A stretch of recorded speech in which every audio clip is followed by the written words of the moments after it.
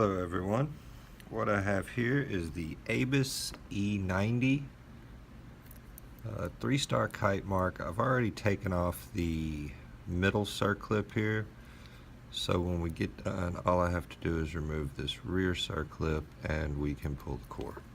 I'm going to use this handy dandy Euro holder that I got from Foxy. It works wonderfully. Alright, let's see what a 3-star kite mark means.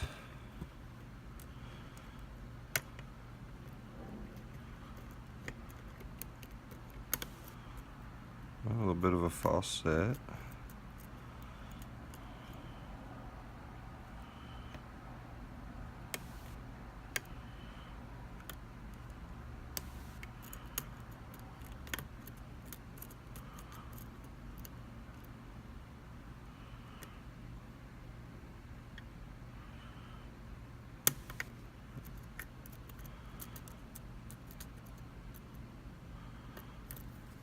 And we're open.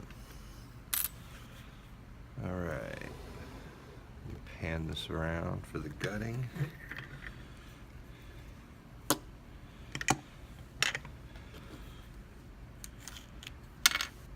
Again, I do not have the key for this one, so I will have to be very careful so as to not lock it back up.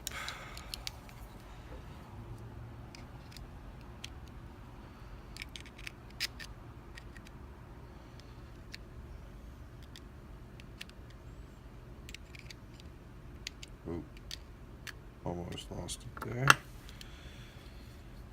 Alright. I'm going to try getting it out this way.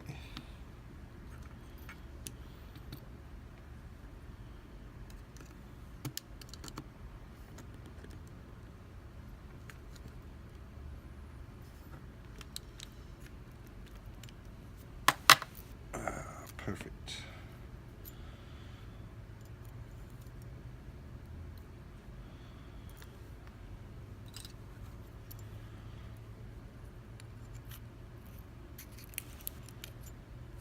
All right. Oh wow. You can see everything on this one had to be picked really high, especially the further back you got.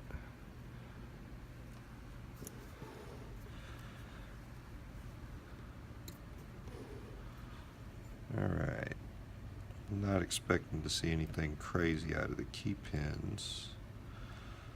They're all standard so far. Yep, all the key pins are standard.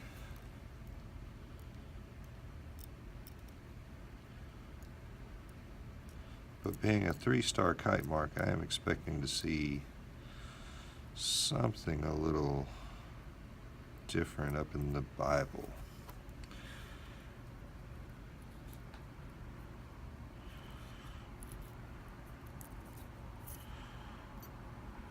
All right. All right, starting from the front.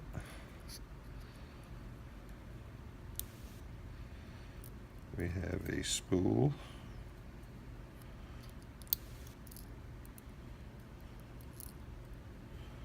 Pin 2 is also a spool. Pin 3 is rather unique. I'll have to show you that in a minute.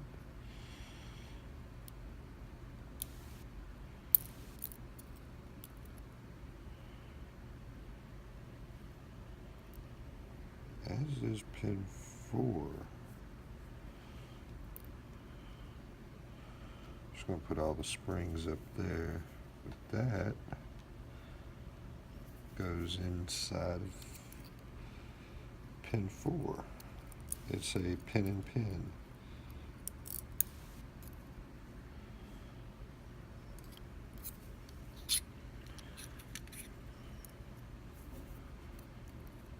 Alright, pin 6.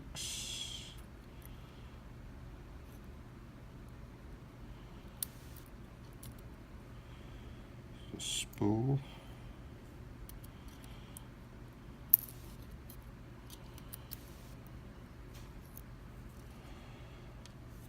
Pin 5 is a spool.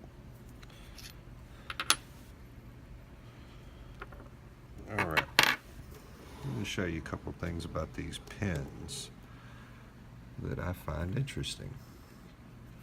Alright, first off, if I can get it to fit in there,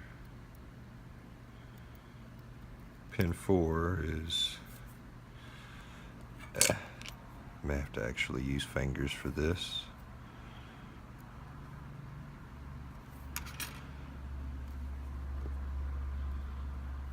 Pin 4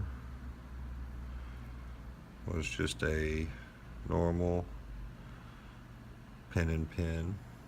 Oh, lost focus. Come on.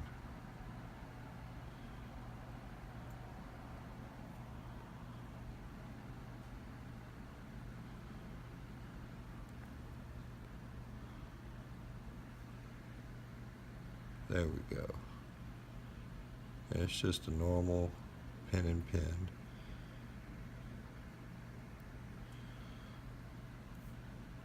But pin 3, that's different. Make sure you can see it, but come on. It's a sprung pin and pin with a T-pin type tip there.